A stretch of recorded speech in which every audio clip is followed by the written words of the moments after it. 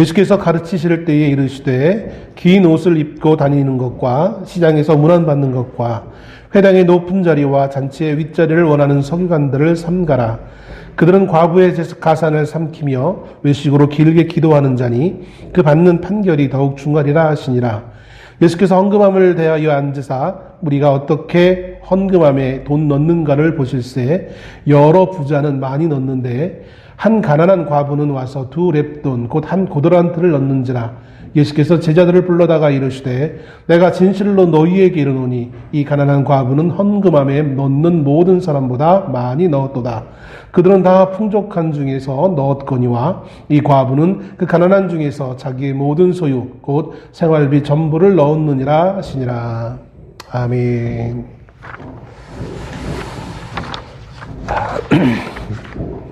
본문은 내용상 서기관의 외식을 지적하는 38절에서 48절까지의 첫째 부분과 가난한 과부의 헌금에 대해서 말씀하시는 41에서 44절까지의 둘째 부분으로 구성되어져 있는 것을 볼 수 있습니다.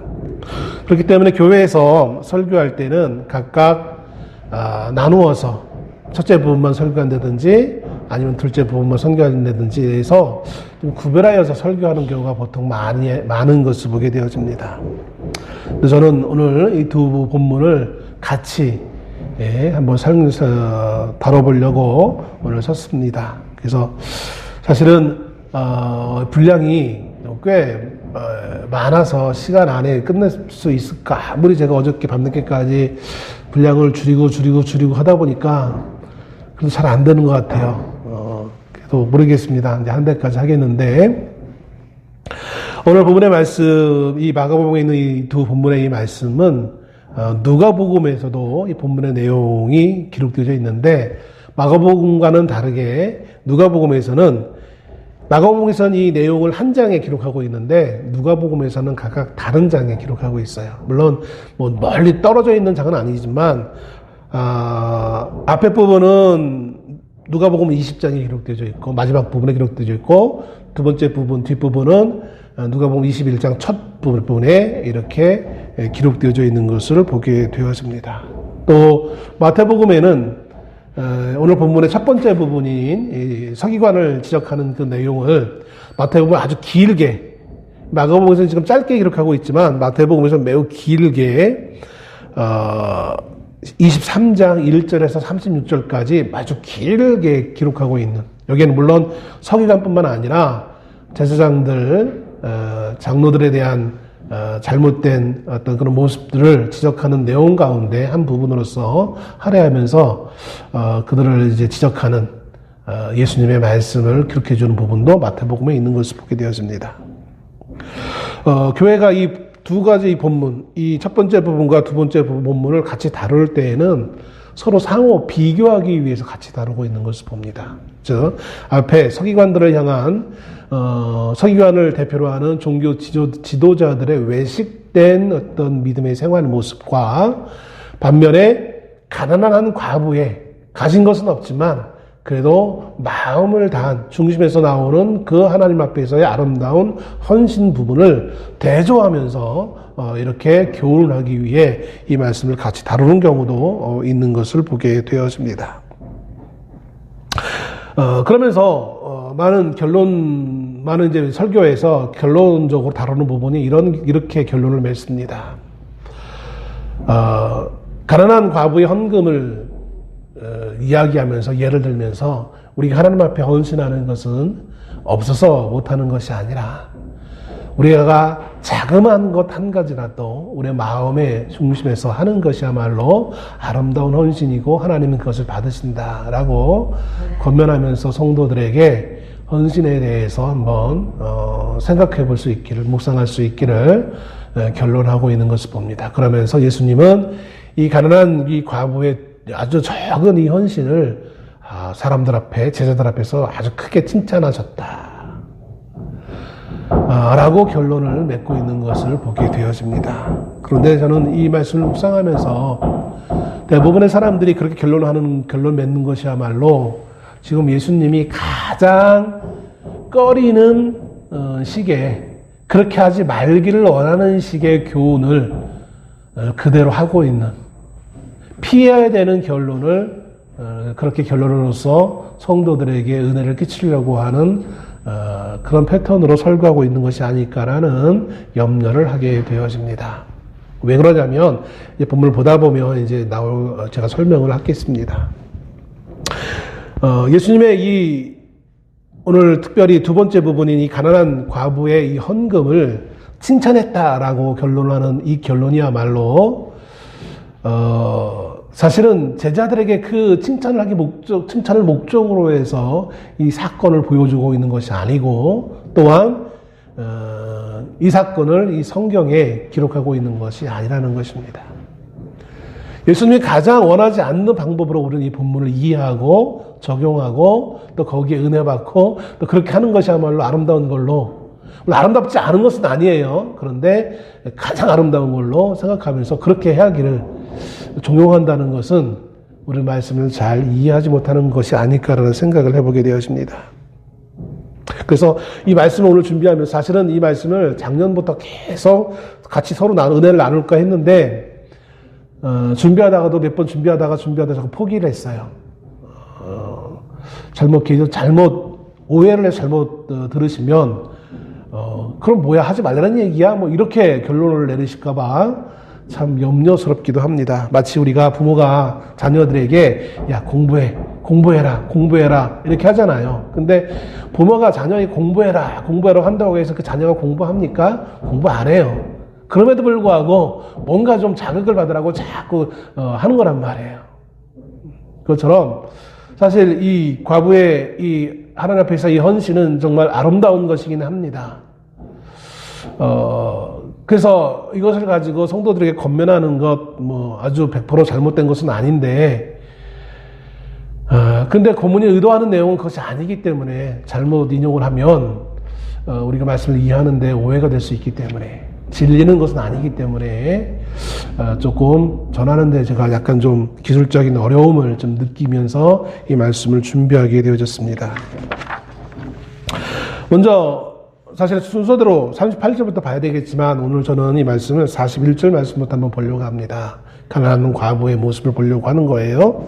41절에 보면 이렇게 말씀하십니다. 예수께서 헌금함에 대하여 앉으사 무리가 어떻게 헌금함에 돈 넣는가를 보실새 여러 부자는 많이 넣는데, 이렇게 표현합니다. 예수님이 제자들 혹은 사실은 그 전부터 그 앞에서는 많은 바리새인들, 서기관들, 또 그런 지도자들과 또 평민들 앞에 하나님의 말씀을 가르칩니다. 그리고 나서 가르침 이후에 또 시간을 따로 내서 이제 또 다른 부류의 사람들, 제자들을 가르쳐요. 그리고 나서 이제 이 성전 또 한 측에서 예수님이 마침 헌금함이 있는 곳에 이제 상대편 건너편에 앉으셔서 헌금함에 사람들이 헌금을 하는 모습을 보기 위해 이제 앉아 계신다는 얘기인 거예요. 1차로 제사장들과 바리새인들 앞에서 하나님 말씀을 가르치며 서로 논쟁을 했고, 그 다음에 제자들을 가르쳤고, 그리고 이제 얘는 가르치는 모든 가르침을 끝난 다음에 앉으셔서 사람들이 아마 이제 쉬시는 겸 아마 이렇게 하지 않았을까라는 생각을 해보게 되어집니다. 공교롭게도 예수님이 이제 쉬시는 곳은 사람들이 성전에 들어가기 전에 앞에 있었던 헌금함이 놓여 있는 곳이었어요. 유대 이 성전의 헌금함은 학자들의 연구에 의하면 그 입구에 그 한쪽 벽에 헌금함이 13개가 있었다고 합니다. 그 13개가 있는데 그 가운데 9개는 성전세나 재물을 대신하는 헌금을 바치는 용도로 사용되어지는 헌금함이었고, 나머지 4개는 가난한 자를 돕는 데 쓰일 재원을 마련하기 위해 설치되어졌습니다. 그러니까 우리가 많은 소위 이제 진보적의 위치에 있던 목사님들, 조금 공부했다는 목사님들이 교회에 대해서 비난을 하면서 자신도 목회자이면서 이제 보수적 교회를 비난하면서 성도들을 좀 헷갈리게 하는 경우가 종종 있어요. 그게 뭐냐면 연보와 헌금의 차이가 뭐냐는 거예요. 아주 뭘 대단히 많이 아는 것처럼 이렇게 성도들을 자꾸 그렇게 헷갈리게 만들어요. 그러면서 연보와 헌금은 다르다고 얘기하는 거예요. 근데 그렇지 않아요. 물론 헬라어 단어는 다르겠죠. 그러나 이것이 혼재해서 사용됐을 뿐인 것이지, 연보도 헌금이고 헌금도 연보예요. 다만 유대인들이 지금 성전에 이거 할 때에 구별되어져 있었던 거예요. 그래서 어떤 헌금함은 하나님께 드린 성전세 드리는 넣는 헌금함이었고, 어떤 거는 이웃을 돕기 위한 어떤 그 헌금을 넣는. 오늘날 한국 교회도 그래서 헌금을 다르게 해서 이렇게 구별하지 않잖아요. 헌금을 드리면 그걸 가지고 교회 관리하는 데서 사용하기도 하고, 또 선교의 목적 사용하기도 하고, 구제 사용하기도 하는 것처럼 유대인들도 그렇게 해왔어요. 근데 그거를 마침 헌금은 없었고, 초대교회부터 헌금은 없었고 다 연보였다라고 하면서 이상하게 비난하는 분들이 간혹가다 있는 것을 보게 되었습니다. 단어의 의미만을 가지고 그렇게 해서 갈라치기를 하는데, 거기에 우리가 미혹돼서는 안 되는 것이고요.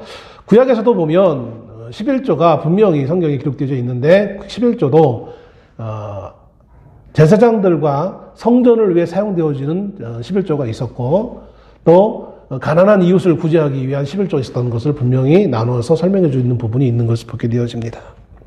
자, 아무튼 13개의 헌금함에 헌금을 넣는 것을 예수님이 가만히 앉아서 보시는데, 뭘 보셨습니까? 오늘 말씀해 보면 어떻게 헌금함에 돈 넣는가를 보셨대요. 그러니까 얼마를 넣느냐가 중요하지 않아요. 얼마를 넣느냐를 보려고 앉아 있는 게 아니었어요. 사람들이 어떻게 헌금을 하는가를 보시기를 원했던 거예요. 여기 어떻게라는 것은 구체적으로 뭘까? 글쎄요, 뭐 이거를 정확하게 어떤 의미인지 말하기 좀 애매하기는 하지만, 아마 이제 종합적으로 봤을 때 뭐 헌금을 드리는 자세라든지 그 마음의 중심이라든지, 예수님은 곧 하나님이시기 때문에 우리의 모든 것을 다 아시니까 어떤 그런 것들을 종합적으로 보시고 있는, 거기에 액수에 대해서는 상관없었어요. 액수 자체를 보기 위해 앉아있던 것은 아니었단 말이에요. 그런데 사람들이 어떻게 내는가를 보기 위해 앉아있는데, 공교롭게도 한 가난한 과부가 여기 등장합니다. 이 과부가 등장해서 헌금을 하는데, 이 헌금을 한 액수가 오늘 42절 말씀에 보면 2렙돈, 곧 한 고드란트를 넣었다라고 기록해 주고 있는 것을 봅니다. 어떻게 이 액수를 넣는지 알 수 있었을까요, 예수님이? 하나님이니까. 그러면 좋겠지만 그렇지 않아요. 아마 당시에는 이 그 헌금을 관리하는 제사장이 있다가 그걸 이제 발표했던 것 같아요. 얼마를 넣었다.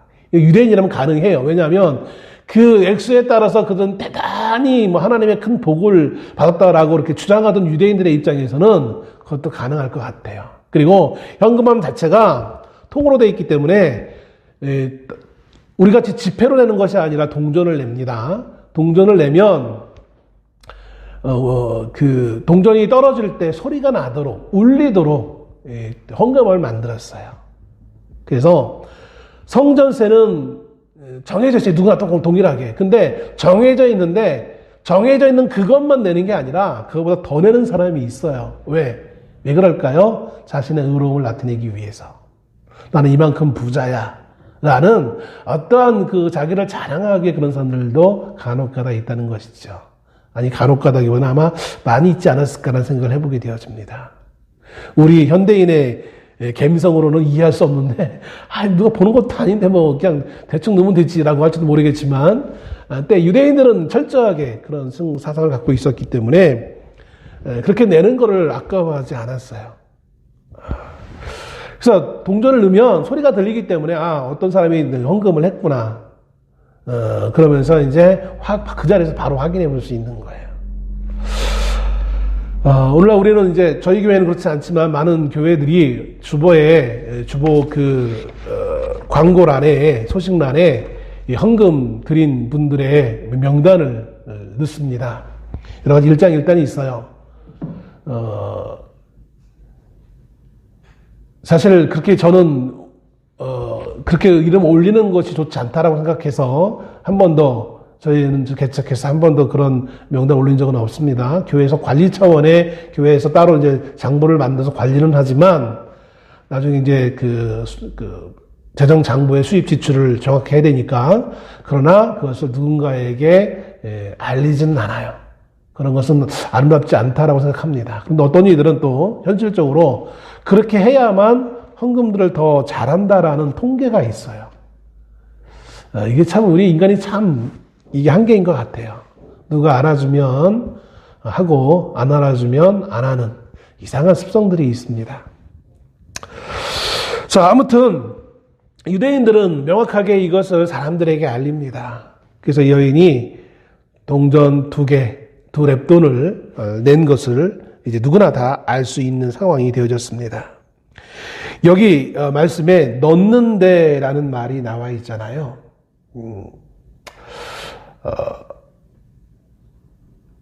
넣었다라는 본문에 이제 많이 넣는데 41절 마지막 부분에 여러 부자는 많이 넣는데라는 이 말은 이 넣는다라는 이 단어는 미완료형으로 기록되어 있습니다. 그래서 한 번 넣는 걸로 끝나는 것이 아니라 여러 번 반복적으로 계속 넣는다는 것을 얘기하는 거예요.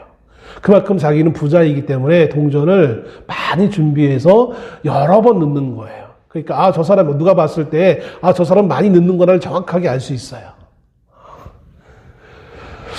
그래서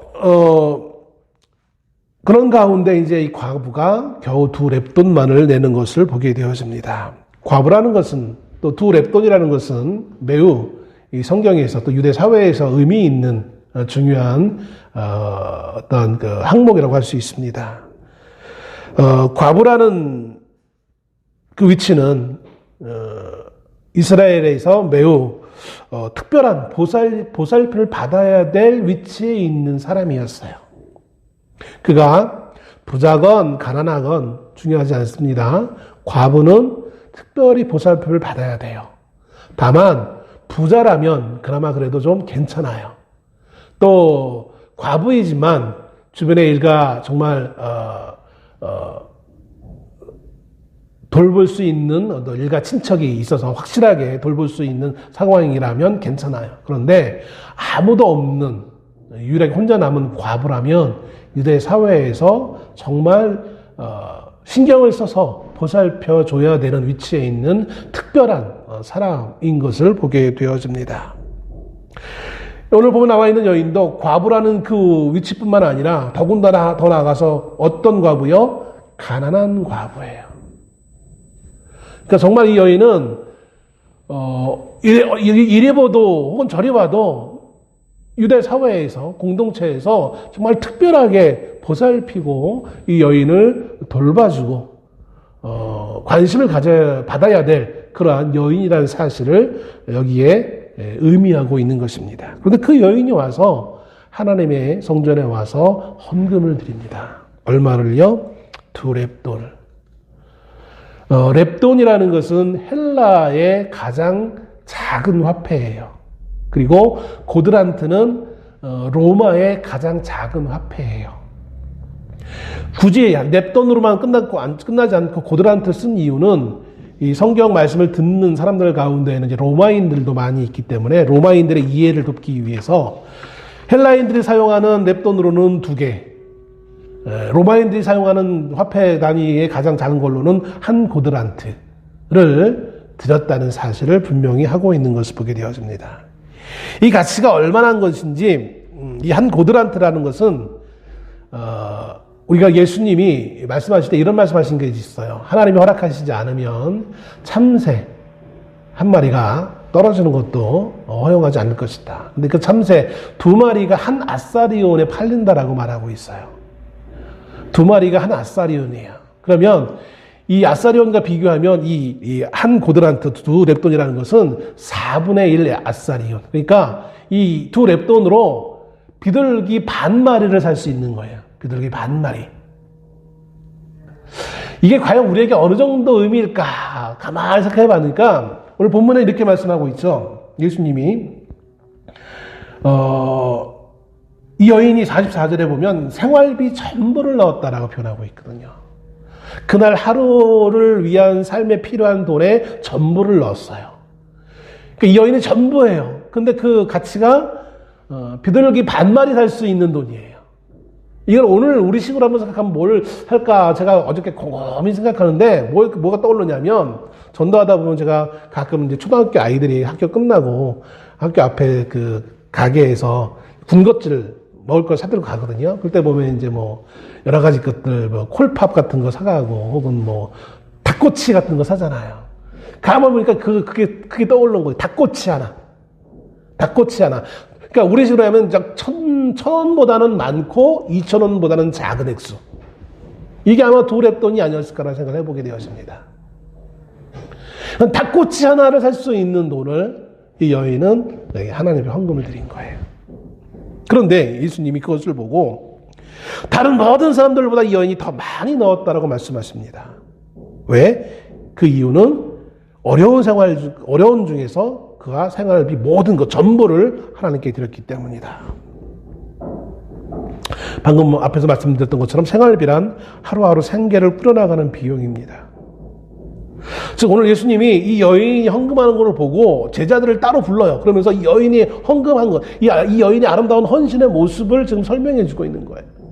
이 여인이 제일 많이 넣었다. 왜냐하면 돈의 가치를 가지고 많은 액수의 많음이 아니라 이 사람은 전부를 드렸다라는 거예요.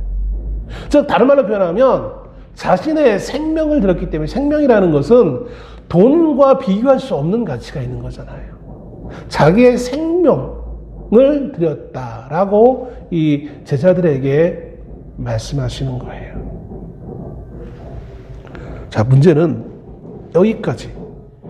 자, 이 본문의 말씀을 가지고 놓고 보면 과연 예수님은 제자들에게 어떤 의도를 가지고 이런 말씀을 하시는 걸까요? 구체적인 설명은 안 하세요. 다만 그냥 이 여인이 제일 많이 드렸어. 다른 사람들은 풍족한 중에 일부를 드렸지만 이 여인은 어려운 중에 모든 것을 다 드렸어. 그래서 이 여인이 제일 많이 드린 거야. 자, 이 예수님의 말씀은 선언하심은 이 여인을 칭찬하시기 위한 목적입니까? 그래서 제자들이 이것을 가리켜서 너희도 이렇게 해라는 목적으로 이 말씀하신 거겠습니까? 그 어떤 해석도 성경에 나와 있지 않아요. 단지 그냥 여인의 있었던 사건을 그대로 해석해 줄 뿐인 거예요. 이걸 가지고 오늘날 교회에는 그래 하나님 앞에 드리는 것은 물질의 많고 적음의 문제가 아니야. 우리의 마음을 다해서 드리면 되는 거야. 우리도 그렇게 헌신합시다. 이 아름다운 헌신을 통해서 하나님께 영광 돌립시다 라고 가르쳐요. 그러면 우리 교회 이제 나이 드신 권사님들 또 집사님들은 거기 또 은혜 받으셔가지고 눈물 펑펑 흘리면서 그래 손주들에게 받은 자식에게 받은 그 용돈의 일부를 또 하나님께 드립니다. 그렇게 하지 말라는 얘기가 아닙니다. 당연히 하나님께 드려야 되겠죠. 그런데 과연 그 교훈의 목적으로 예수님이 하셨겠느냐는 거예요. 그래서 앞에 있는 말씀과 대조해야 될 이유가 있는 거예요. 자, 앞에는 어떤 말씀을 하고 있습니까? 예수께서 가르치실 때 38절에 이르시되 긴 옷을 입고 다니는 것과 시장에서 문안받는 것과 회당의 높은 자리와 잔치의 윗자리를 원하는 서기관들을 삼가하라. 결론은 이거예요. 서기관들을 삼가하라. 서기관이라는 존재가 뭡니까? 원래는 유대 사회에 서기관이라는 것은 우리가 흔히 얘기하는 것처럼 문서 관리하는 사람이었어요. 우리 식으로 하면 우리 조선시대 왕과 신하들 사이에 뭔가 이렇게 대화를 하면 그거 적는 사람이 있었죠. 사관이라고 있었잖아요. 그런 역할도 했어요. 또 그런 이제 글을 쓰고 아무래도 지식이 있다 보니까 여러 가지 다른 업무들을 관장하는 그 일에 사용되어졌어요. 근데 시간이 흘러가면서 이제 그런 고유의 일뿐만 아니라 이제 포로로 잡혀가 다시 돌아오면서 이제 지식인들이 많이 없어지니까 이제 역할이 더 확대해져 가는 거예요. 그래가지고 이제 율법, 하나님의 말씀이 율법을 기록하거나 또 율법을 다루는 어떤 그런 위치도 있다 보니까 사람들 앞에서 하나님의 말씀을 자기가 전하는, 율법 학자가 아닌데도 불구하고 제사장이 아님에도 불구하고 율법에 대해서 사람들에게 자꾸 자기가 이해하는 대로 자꾸 가르치고 그렇게 종용하는 그런 위치를 하던 사람이었어요.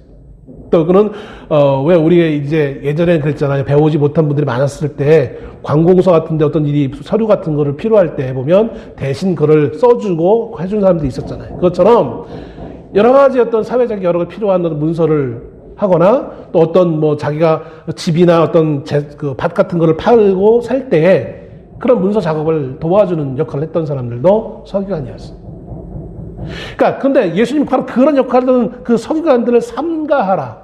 가까이 하지 말라라는 거예요. 그러니까 왜 그들을 가까이, 정말 유대 사회에 필요한 사람이었거든요. 근데 그들을 가까이 하지 말라라는 거예요. 왜? 세 가지의 이유가 있습니다. 첫째는 38절에 나와 있는 것처럼 긴 옷을 입고 다니는 것. 이게 뭘 의미하는 걸까요? 긴 옷을 입었다라는 거예요. 이것은 명성을 추구하는 것이었습니다. 자기의 명성, 자기의 명예. 서기관들은 늘 자기가 중심이 되어지는 것을 원했어요. 사람들에게 중심을 이목을 끌기를 원했어요. 그래서 아주 시장에 가는데도 보통 시장에 가면 이것저것 물건을 막 이렇게 묻기도 하고, 그죠? 지금같이 아스팔트 길도 아니고 시장 가면 다 바닥이 다 젖어 있고 막 별것 다 묻게 되잖아요. 그러면 이제 아무래도 옷을 좀 새 옷 입기보다는 혹은 흰 옷을 입기보다는 좀 짙은 계열의 옷을 입는 게 마땅하잖아요. 근데 이 사람은 시장 가면도 흰 옷을 쫙 입고 가는 거예요. 그것도 그냥 흰 옷이 아니라 긴 흰 옷. 그 긴 흰 옷에는 유대 인들이 늘 율법에 명했던 하나님의 말씀을 적어가지고 막 옷 기슬 같은 데 막 붙여놔요. 지금 보기에는 그게 뭐야 되게 이상하다라고 할지 모르겠지만 유대인들은 그것을 경건함의 표현으로 생각했어요. 옷에다가 막 붙여놓는 거예요. 그러면 나는 이만큼 하나님의 말씀을 잘 알고 있고 이만큼 하나님의 말씀대로 살고 있는 사람이야라는 것을 사람들에게 저 멀리서부터 보이는 거죠. 옷은 흰 옷이고 긴 거 뭐 불편하게 입고 오는 사람은 저 사람은 서기관이구나. 누구나 알 수 있을 정도로. 그래서 자기가 얼마나 경건한지를 사람들에게 자랑하기를 좋아했어요. 시장이라는 것은 단지 물건을 팔고 사는 그런 공간만 의미하는 것이 아니라 유대인들에게는 특히 옛날엔 다 그랬죠. 유대뿐만 아니라 시장이라는 공간은 물건만 사고 파는 공간이 아니라 사람들이 모이기 때문에 그 안에서 정치와 어떤 종교에 대한 서로 논의를 하고 토론을 하고 대중들이 모이는 어떤 그런 집회의 장소로도 사용되어져 있습니다. 늘 그곳에 사람들이 많이 모이는 곳에서 자기가 주목받기를 기대했어요. 그게 서기관들의 모습이었어요. 그래서 자기를 랍비도 아니면서 자기를 랍비처럼 불러달기를 원하는 사람들에게 인사받기를 원하는, 멀리서부터 자기가 있는 걸 알고 사람들이 아유 나오셨어요. 사람들이 인사해 주기를 원했던 그런 사람들이 바로 서기관 부류의 사람이었다는 것이죠. 두 번째, 서기관은 39절에 보면 회당의 높은 자리와 잔치의 윗자리를 원했어요. 이건 뭡니까? 높은 자리에 올라가는 거, 권력을 추구했다라는 거예요. 회당의 높은 자리라는 건, 회당이라는 건 뭡니까? 뭐 하던 곳이었습니까? 하나님을 예배하기도 하고 거기서 말씀을 가르치는 장소였어요. 그래서 회당의 늘 중심에 높은 곳에 거기에는 하나님의 말씀을 놓고 거기서 율법 학자들이 그 말씀을 읽고 모인 청중들에게 하나님의 말씀을 이렇게 가르쳤거든요. 여기 누가 있는 거예요? 하나님의 말씀과 그 말씀을 가르치는 율법 학자들이. 근데 거기에 누가 있기를 원하는 거예요? 서기관이. 서기관은 율법 학자예요? 아니에요. 그런데 자기가 바로 거기에 하나님의 말씀과 동일한 위치에 자기가 있기를 원했어요. 잔치의 상석도 마찬가지예요. 원래 잔치의 상석은 원래 그 잔치의 주인공이 있는 거잖아요. 근데 거기에 자기가 있기를 원했어요. 주인공이나 아니면 유대 문화에 의하면 나이가 많은 연장자가 그 가운데 있어야 돼요. 나이가 어림에도 불구하고 자기가 그 중심에 있기를 원했어요. 늘. 제가 시간이 없지만 이런 이거 얘기해야 되겠다. 예전에 부교육자 생활을 할 때 어느 성도가 결혼식을, 이제 자녀가 결혼식을 하게 되어집니다. 근데 참 예식장이 공교롭게도 어떻게 위치가 되어졌었냐면 신랑 신부가 앞에 있고 그 다음에 주례자가 앞에 있고, 근데 주례자보다 더 위에 누가 있었느냐면 신랑 신부 양가의 부모님들이 거기에 앉아 있었어요. 원래 결혼식의 주인공은 누굽니까? 신랑 신부잖아요. 그 신랑 신부가 이렇게 건강하게 성장하고 한 가정을 이룰 수 있게 누가 지금 그동안 도와준 거예요? 부모잖아요. 그래서 부모를 높이는 의미에서 아마 그런 의미에서 예식장에서 그렇게 만들어놨던 것 같아요. 그런데 주례자가 누구였겠습니까? 교인이니까 당연히 목사님이었어요. 목사님보다 누가 지금 뒤에 있습니까? 성도가 뒤에 있는 거예요. 그걸 보고 얼마나 난리를 치는지, 어떻게 성도가 목사보다 위에 있을 수 있느냐고 얼마나 뭐라고 그러시는지 제가 무안할 정도로 참 그랬어요.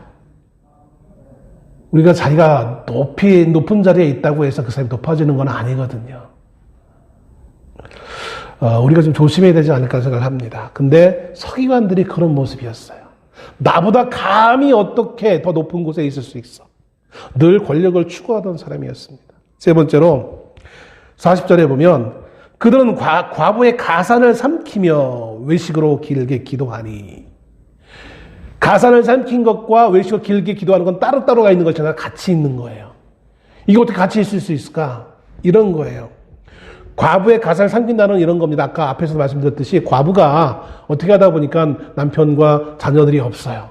일찍 갔어요. 자녀도 없어요. 근데 다행히 남편이 가면서 땅 하나를 혹은 집 하나를 남겨놓은 것 같아요. 그럼 그걸 처분해야 된단 말이에요. 좀 더 작은 곳으로 좀 가야지. 혹은 이제 밭을 팔아서 내가 당장 호구지책 필요하니까. 그러면 이걸 이 과부가 혼자 할 수 없으니까 누가 도와주냐면 서기관이 도와줍니다. 그런데 이 서기관이 참 못된 짓을 하는 거예요. 원래 가격보다 비싸게 팔아놓고 그다음에 이 과부한테는 원래 가격보다 더 싸게 판 것처럼 이익을 남겨먹고 그 이익은 누가 가진 겁니까? 자기가 갖는 거예요. 얼마나 정말 일반인도 그렇게 하면 안 되잖아요. 그런데 서기관이 그렇게 하는 거예요. 그러면서 자기는 가장 경건한 사람인 척 하나님 앞에 기도하는 거예요. 기도는 아주 유창하게 하는 거예요. 그러니까 나쁜 짓이나 나쁜 짓은 다 하면서 교회 와서는 아닌 척 아주 그냥 기도는 아주 일사천리로 아주 그냥 잘하는. 여러분, 우리 가운데 그런 분이 있을 수 있어요. 그죠? 교회에서는 아주 경건한 장로님인데 직장만 가면 정말 말도 안 되는 짓을 하고 있는 분들. 교회에서는 왜 경건한 척 합니까? 그래야 그 직장에서 있었던 그것들 그게 가려질 것 같으니까 더 괜히 찔려서. 그래서 경건한 척 외식으로 마음은 안 그런데 그렇게 자기는 경건한 척 기도하는 모습이 서기관의 모습이라는 거예요. 그러니까 그를 멀리하라라고 말씀하고 있는 거예요. 여러분, 이 서기관뿐만 아니라 사실은 다른 유대 지도자들, 많은 지도자들이 그렇게 이건 하나의 비단 예였을 뿐이긴 하지만 그것뿐만 아니라 이 서기관이 성도들을 이제 하나님의 말씀을 가르치기도 한다고 그랬잖아요. 그러면 경건함을 자랑하기 위해서 경건한 말씀들을 성도들에게 가르치죠. 하나님 앞에 헌신하는 것이 아름답습니다. 하나님 앞에 헌신해야 되고 순종해야 됩니다. 정작 자기는 안 하면서. 그럼 성도들은 그 말에 은혜 받고 그렇게 하는 것만이 유일한 길인 줄 알고 그렇게 따라가요. 물론 그게 잘못은 아니에요. 그게 정말 틀린 말은 아니에요. 왜냐하면 하나님의 말씀을 전한 거니까 틀린 건 아니에요. 그런데 자기는 정작 안 하면서 성도들을 그렇게 한 거예요. 이 가난한 과부는 오늘 이 두 랩돈을 가지고 닭꼬치를 사 먹어야 오늘 하루를 끝낼 수 있는데 그렇게 배웠어요. 그거라도 하나님께 들어야 하나님이 그를 복을 주신다. 그래서 내가 이 닭꼬치를 사 먹고 내가 배부른 거다. 그래서 좀 욕이라도 하고 자는 것보다는 내가 배가 고프더라도 하나님께 들어야지. 우리 옛날 기독교가 들어왔을 때 처음에 우리 성도들의 모습이 그런 모습이었잖아요. 그걸 우리는 순수한 신앙이라고 이렇게 포장을 했어요. 요즘 또 너무나 또 이제 세속화되어가지고 이제 다 이것도 저것도 다 안 하는 그런 시대가 됐긴 했지만 너무 양극단이긴 하지만요. 분명히 하나님의 말씀에 그런 내용들이 있기 때문에 그게 틀린 말씀은 아니에요. 그런데 그렇게 하도록 누가 옆에서 조장한 거예요? 이 서기관 같은 사람들이. 자기는 안 하면서, 자기는 오히려 가난한 과부의 것을 빼앗아가면서, 속여서 빼앗아가면서, 있는 모든 걸 하나님께 드려야 된다고. 그래야 복 받는다고. 거기에 감동받고 이 여인은 드린 거예요. 예수님은 그것이 너무나 안타까웠어요. 그게 정말 틀린 건 아닌데 그럼에도 불구하고 예수님은 그게 안타까웠어요. 그 제자들에게 말하는 거예요. 왜냐하면 그 여인의 마음의 중심을 아시니까. 그래서 그 여인에 대해서, 그 행동에 대해서 제자들에게 말하고 있는 거예요. 근데요, 여러분, 그럼 그게 어떻게 하라는 거야, 앞으로? 어떻게 하라는 겁니까? 우리가 마음을 다해서 하나님께 헌신하는 건 맞습니다. 헌신하는 건 맞아요. 근데 이 여인에게 감동 준 것도 물론 하나님이 하신 거 맞아요. 근데 여러분, 우리가 그 여인이 혼자 결단하고 한 그 아름다운 신앙의 행위는 아름답지만 옆에서 그것을 가르친 사람은, 주장한 사람은 최소한 그 여인만큼 하면서 이것을 가르쳐야 되지 않겠습니까? 내가 하나님 옆에 순종하지 않으면서 옆에 있는 새신자에게 순종해라라고 얘기하면 그것이 올바른 교육이겠습니까? 그렇지 않아요. 그 모든 걸 누가 보고 계시겠다? 하나님이 보시는 거예요. 예수님이 보시고 있는 거예요. 그런 가르침을 했던 저 서기관은 멀리하고 이 여인은 기억하자라는 거예요. 이 여인을 기억하자. 누가? 하나님이 기억하시자는 거예요. 그리고 우리가 같이 기억하자. 그리고 우리가 이 여인을 그냥 혼자 있게 하지 말자는 거예요. 더 나아가서 우리가 된다면, 여력이 된다면 그러한 여인을 우리가 도와주자라는 얘기인 거예요. 이게 하나님의 말씀의 의미예요. 물론 이 여인이 그렇게 모든 걸 들여서 하나님께 복 받을 수 있어요. 그런데 하나님 주신 그 복이 꼭 하나님 하늘을 갑자기 여인이 이 모든 걸 들었으니까 하나님이 갑자기 여인 앞에 갑자기 그 집 앞에 간 황금 덩어리가 뚝 떨어지는 그런 기적으로 이 여인을 돕지 않아요. 하나님은 그렇게 돕지 않아요. 주변에 있는 사람들을 통해 도우시는 거예요. 누구? 나를 통해서. 내가 그걸 봤으니까 그 여인이 오늘 생활비 전부를 들었으니까 오늘 이 여인이 굶겠네. 제자들아, 이 여인을 좀 한번 생각해봐라. 아마 여기 뒤에 나와 있지 않지만 예수님은 그런 마음, 의도가 있지 않았을까요? 제자들아, 혹시 너희들 손겹이 가진 거 있으면 이 여인을 좀 오늘 한 끼라도 밥을, 닭꼬치 하나라도 살 수 있는 은혜를 베푸는 게 마땅한 것이 아니겠느냐? 하나님이 해주시겠거니 이런 생각하지 말라는 거예요. 하나님이 해주시는 그 수단 방법에 내가 포함되어 있다는 사실을 우리가 외면해서는 안 된다는 것입니다. 그리고요, 또 다른 의미는 이런 것이 있어요. 너무 목사님 어거지 아니겠습니까? 라고 말하는지 모르겠지만 지금 이 본문이 나오기까지 어떤 상황이었느냐면 계속 예수님과 유대 종교 지도자들과의 논쟁이었어요. 누가 정말 참된 하나님의 사람이냐의 논쟁이었어요. 예수님의 결론은 뭐였습니까? 너희는 가짜고 내가 하나님의 사람이다.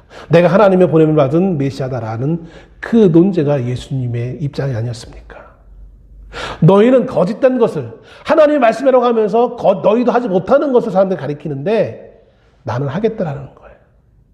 가난한 과부의 하나님을 향한 이 헌신처럼 너희가 보기엔 나는 비록 매우 누추한 나사렛이라는 정말 못 사는 가난한 사람들 동네에서 태어난 나 예수는 너희가 하지 못하는 하나님 앞에 헌신을, 내 몸을 들여서 하나님 앞에 헌신하겠다라는 거예요.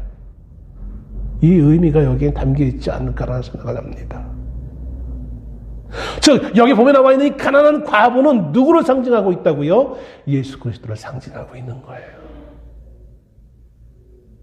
사람들 보기에 아무것도 없는 사람, 명예도 없고 뭔가 능력도 없고 그 위치도 권력도 없는 저 낙후된 시골 지방에서 태어난 보잘것도 없는 목수의 아들로 태어난 예수가 자신이 가지고 있는 모든 것, 생명을 하나님께 드림을 통하여 모든 사람을 구원하시는 하나님의 그 구원의 계획을 완성하시겠다라는 의도를 말씀하고 있는 거예요. 사람이 세운 모든 것들은 무너지고 없어지겠으나 하나님의 하신 그 모든 일들은 남는 것이고 하나님을 통하여 영원한 세계가 지속되어지고 있음을 봅니다. 여러분, 여인은 참 아름다운 헌신하는 모습으로 하나님 앞에 헌금을 했어요. 근데 13장에 보면 문득 갑자기 예수님 질문합니다. 제자들에게, 야, 너 성전을 봤니? 예, 이 성전이 아름다운 성전. 근데 저 성전 얼마 못 간다? 무너질 거다. 여러분, 우리가 하는 그 모든 헌신이, 물론 하나님은 기억하세요. 그런데 그 모든 이 땅에서의 것들은 다 사라질 것들이에요. 그거 나의 공로 아니에요. 나의 의 아니에요. 하나님이 기억하시고만 있으면 되는 거예요. 여러분, 그거를 내가 이렇게 헌신했다고 그 서기관들처럼 자랑하면서 사람들 앞에 인정받으려고 하지 마세요. 사람 앞에서 인정받기 위해서 하는 헌신은 하나님이 기뻐하시지 않습니다. 예수님은 사람들 앞에 인정받기 위해서 자신을 십자가에 내려오신 거 아니에요. 하나님의 뜻을 이루기 위해 그냥 묵묵히 순종했을 뿐이에요. 그랬을 때 하나님이 그분을 높이셔서 모든 피조물들을 그 앞에 무릎 꿇게 하셨다라고 말씀하고 있습니다. 이 말씀을 기억하시면서 여러분, 우리의 헌신이, 아름다운 헌신이 사람들에게 보이기 위한 헌신이 아니라 하나님을 위한 헌신, 진정한 헌신 되시기를 원합니다. 그리고 진정한 그 하나님을 위한 헌신의 보기에는 예수 그리스도가 우리에게 이미 보여주셨다는 사실을 우리가 기억하시고 그분을 따라 나아갈 수 있는 우리가 될 수 있기를 소원합니다. 기도하겠습니다.